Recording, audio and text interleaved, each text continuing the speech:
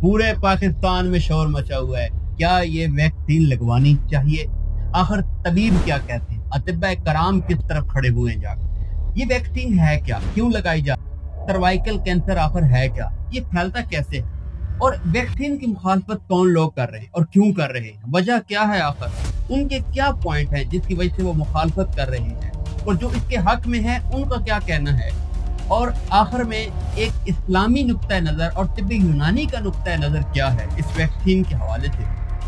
इसी हवाले से बात करने के लिए मैं आज हाजिर हुआ हूँ। मुझे कहते हैं हिजामा हाफिज हर्बलिस्ट हकीम अब्दुल मजीद। पूरे पाकिस्तान में एक शोर मचा हुआ है कि वैक्सीन न लगवाना, दूसरी तरफ है कि जरूर लगवाओ, और आमने सामने एक महाज मचा हुआ है। फेसबुक पे, यूट्यूब पे, इंस्टाग्राम पे, टिकटॉक पे, जहाँ जाओ एक साजिश, एक शोर मचा हुआ है कि ये वैक्सीन लगवाएंगे तो पता नहीं क्या हो जाएगा। सबसे पहले तो ये समझ लें कि सादा अल्फाज में ये वायरस जिसे HPV, ये ज्यादातर जिनसी ताल्लुकात के जरिए फैलता है, जो गैर शरई नाजायज ताल्लुकात होते हैं, उस वजह से ये कैंसर होता है। यानी जिस मुआशरे में जना आम होगा उस मुआशरे में ये वायरस फैलेगा। जिस मुआशरे में हया और पाकदामनी नहीं होगी उस मुआशरे में ये वैक्सीन तो जरूर लगवानी चाहिए। लेकिन आप देखें कि बाहर मुमालिक में, मगरब के अंदर ये वैक्सीन लाजमी करार दी गई है, हर बच्चे और बच्ची को लगाई जाती है। क्यों लगाई जाती है वो आप मुझसे बेहतर जानते हैं। लेकिन पाकिस्तान के अंदर अल्हम्दुलिल्लाह हम मुसलमान हैं और हम गुनाह में सबसे बड़ा गुनाह शिर्क के बाद जिना को समझते हैं। अगर तो हम अपने आप को, अपनी बच्चियों को, अपने बच्चों को जिना से बचा लें, अपने अंदर इस कल्चर को ना आने दें, इखलाक को ना आने दें। जहाँ पेट्रोल होगा वहाँ आग लगेगी। पेट्रोल और आग को आप इकट्ठा रख के कहो कि आग नहीं लगेगी तो ये गलत है। जहाँ पे लड़का लड़की इकट्ठे हैं उनको इकट्ठा ना रहने दिया जाए, तन्हाई में ना रहने दिया जाए, उनको जुदा किया जाए, दूर रखा जाए। और अगर वो इकट्ठा रहना चाहते हैं तो शरीयत ने एक असूल दिया, वो असूल है निकाह। अगर आप निकाह करके इकट्ठा रहना चाहते हैं रहे, और अगर आप नाजायज ताल्लुकात रखेंगे तो फिर आप कहेंगे कि मैं इस कैंसर से बच जाऊं, तो बड़ा मुश्किल है। फिर आपको ये वैक्सीनेशन करवा लेनी चाहिए। जिना से दूर रहो, जिना के करीब भी मत जाना। जब इस्लामी कवानीन को तोड़ा जाएगा, जब रब के हुक्मों को तोड़ा जाएगा, फिर रब की लाठी बरसेगी तो फिर वो वायरस बनकर कैंसर बनके आपकी रगों में दाखिल हो जाएगी। फिर आपको ये वैक्सीन भी नहीं बचा सकेगी। अगर आप जिना से नहीं बच रहे, आप अल्लाह का हुक्म तोड़ रहे हैं और आप समझ रहे हैं कि ये वैक्सीन लगाकर आप इस कैंसर से बच जाएंगे, काबा के रब की कसम, आप रब का हुक्म तोड़कर इस कैंसर से नहीं बच सकते। इस दुनिया में आप बच जाएंगे, हो सकता है इस दुनिया में आप कोई ऐसा तरीका करें कि आप इससे बच जाए, लेकिन मेरी बात को याद रखना, जानियों के लिए अल्लाह ताला ने जहन्नम के अंदर एक कमरा बनाया है जहां पे जानियों को जमा कर दिया जाएगा और फिर उनको वो सजा दी जाएगी, वो सजा दी जाएगी कि दुनिया की सजा उसके सामने कुछ भी नहीं है। और सिर्फ वैक्सीनेशन से मसला हल होने वाला नहीं है। अगर सिर्फ वैक्सीनेशन से मसला हल हो जाता तो दुनिया में कैंसर खत्म हो जाता। लेकिन आप देख लें, वैक्सीनेशन हो रही है, पूरी दुनिया में हो रही है और पाकिस्तान में भी शुरू हो चुकी है और होती रहेगी, कोई रोक नहीं सकता, क्योंकि ये एक डंडे के दौर पे भी होगी। तो क्या ये वैक्सीनेशन हमें इस कैंसर से बचा लेगी? नहीं बचा पाएगी। जब अल्लाह से जंग की जाए, अल्लाह के मुकाबले में खड़ा किया जाए, अल्लाह कुरान में कहता है जिना के करीब भी ना जाना, और आप जिना की महफिलें सजाओ, जिना के अड्डे बना दो और इस कैंसर से बचने के लिए वैक्सीनेशन लगाते रहो, लगाते रहो, लगाते रहो, नहीं रुकेगा ये, नहीं रुकेगी ये बीमारी।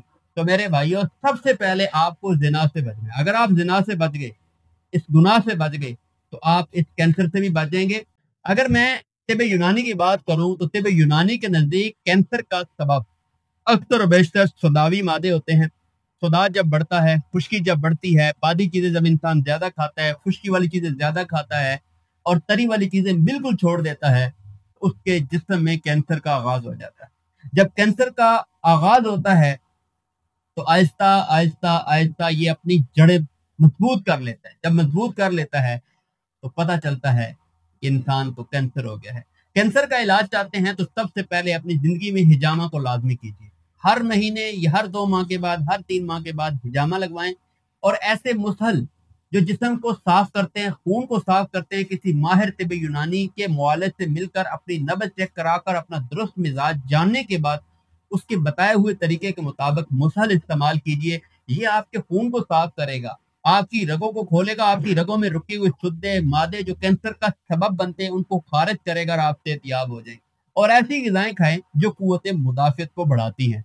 तो आप सर्वाइकल कैंसर हो या ब्लड कैंसर हो या कोई भी कैंसर हो, आप उससे बच जाएंगे। कैंसर का सबसे बड़ा सबब, कैंसर की सबसे बड़ी वजह जो है वो यही है कि हमारा लाइफस्टाइल तब्दील हो चुका है। हम इस्लाम से भी हट चुके हैं और तिब यूनानी से भी हट चुके हैं।